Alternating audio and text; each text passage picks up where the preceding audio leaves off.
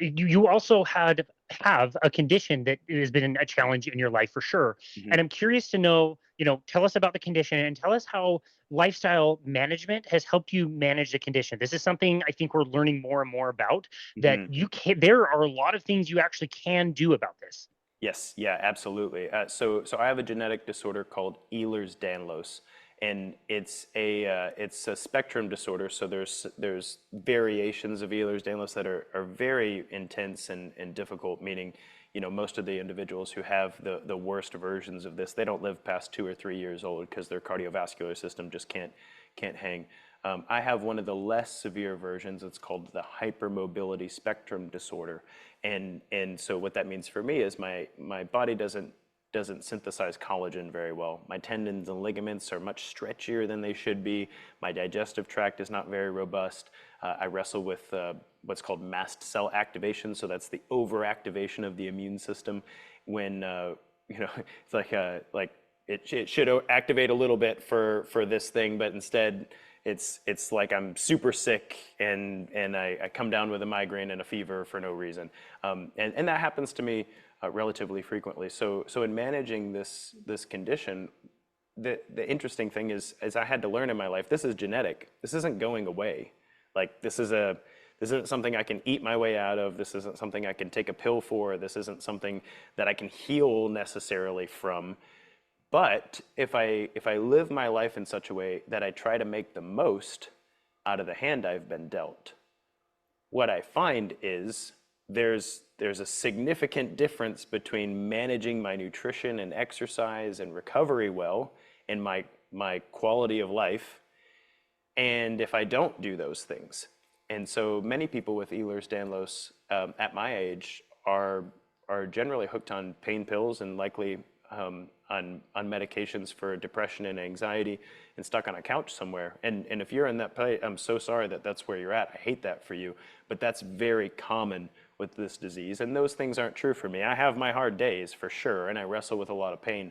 But in my life, learning how to feed myself well, learning how to move well for my body, and learning how to recover well has been a huge part of me managing this disease well. So most people don't even know I have it, which is great. That's the way I'd like to keep it. Yeah, well, sorry for outing you on the podcast. Secrets out. Well, it's interesting because I find myself in the space of the low carbohydrate world, people on ketogenic diets and carnivore diets. I'm not saying that's the best for everybody. It's just saying that's what I'm into. That's what I concentrate on. And I've had Mhm. several people on the show say that switching over to a fairly strict version of a ketogenic diet can help a lot. And we're seeing studies now. They're associative studies. A lot of them are just case studies like yourself. But and I also think that not everybody needs to go on a very strict ketogenic diet, but you have like clearly just looking at you on this call, like you have a good diet. Whatever that is probably free of ultra processed food. It's probably low-ish in carbohydrate wherever you find yourself. Mhm. But yeah, have you kind of noticed that as well? Like if nothing else, just getting sugar and processed crap out of the diet can really help on the nutrition side of things. Oh yeah, 100%. The not just anecdotally, we're seeing research now that if you wrestle with something that causes autoimmune issues, and Ehlers-Danlos is up there when I talked about mast cell activation, but this other categories are things like lupus, severe food intolerances, that sort of thing. Some people who wrestle with migraines, this is an immune system problem, not necessarily a problem with blood vessels in the brain, right?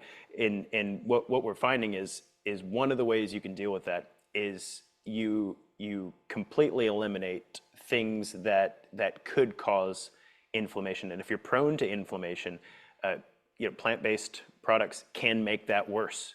Like ginger is really good for you. That's a thing. Like ginger has all kinds of polyphenols in it. However, I don't know if you've ever taken a ginger shot and like drank straight ginger juice. It burns, man. It hurts going down. Or like cayenne pepper and peppers. The plant is creating these compounds to keep you from eating them. That's and so it has a damaging effect on the body. Now some people's bodies, that's hormetic, meaning it's good stress. So for instance, cayenne pepper has been shown in research to elevate the metabolic rate in individuals, and for some people, lower the amount of interleukin 6 and interleukin 3 secreted by their large intestine. But in other individuals, cayenne pepper is like the worst thing you can put in your digestive tract because you're extremely prone to damage in the digestive tract. Therefore, you end up with an extremely intense immune response. So yes, I find this in my diet 100%, that if I focus on very nutrient dense, very low processed fats and proteins, and then when I do eat carbohydrates, I make sure they're extremely high nutrient density carbohydrates with a low propensity for inflammation, like blueberries would be a great example, or blackberries. Those are great carbohydrates for me. They fuel me well, I can use them, but there's nothing in blueberries and blackberries that are gonna piss off my digestive tract and make it hard for me to filter out toxins. There's no glyphosate in my diet, that sort of thing. That I find that emphasizing healthy fat and protein intake is a huge linchpin and a cornerstone of keeping myself healthy. Gotcha. Well, yeah, that's a great example, and it's cool that you found that out about yourself, which is a great segue actually to one of the topics I wanted to talk to you about. And it's bio-individuality, and like there's an idea that you have a species appropriate diet, right? Like most species eat certain foods and they don't eat other foods, and they've Mhm, evolved in that way to be able to do that.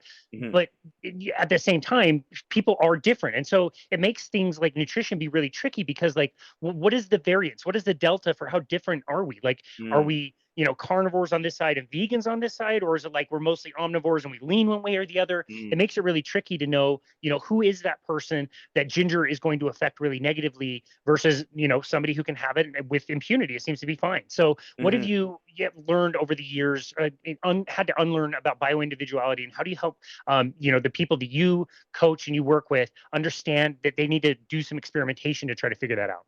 Yeah, 100%. Well, you said it really well there, and that is, look, we're all this genetic cornucopia that we're not the same. It's like a fingerprint, and it even goes further than that.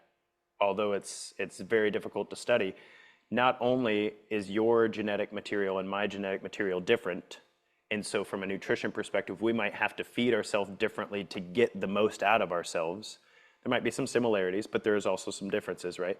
On top of that, we have our microbiome, which is all of the genetic material in and on us that isn't us, right? And that's a result of the things we've eaten in the past. Maybe even we have research related to childhood trauma and the difference in microbiome 30 years later in life versus somebody who hasn't experienced childhood trauma. That's crazy town to me.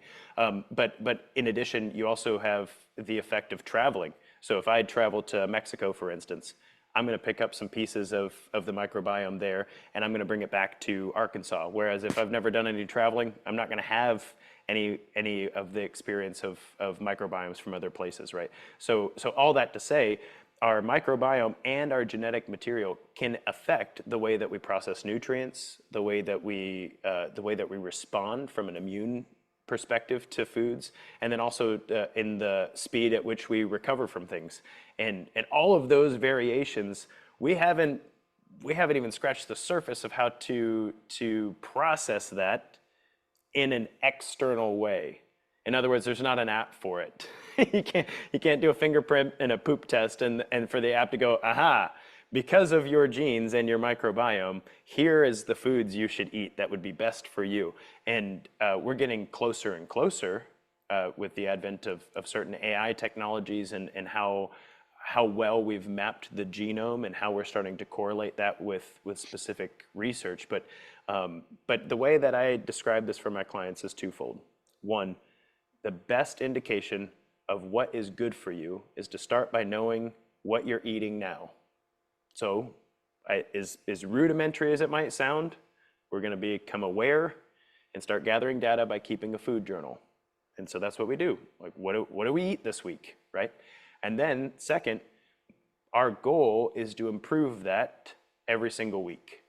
We're going to improve the amount of protein that we're consuming and see how that works with our digestive tract. We're going to improve the quality of our food, moving away from hyper-processed garbage, and see how that affects the way we feel and the way we respond. We're going to change the composition of the fats that we consume and see how our body fat responds, and also how cognitively ready we feel for the day. We might shift. We might have a fasting day in there where we're going to experiment with going without food for a time and letting our body heal and seeing what happens when we reintroduce food like that. And this might sound a lot of trial and error. It's because you're your own experiment. since there's no external source that can simulate Casey or simulate Alex or simulate the listener or watcher of this. You're the only thing that can simulate the response. You're the only thing that can run the experiment, and it's a process. That's why I always like to call it learning to feed yourself well.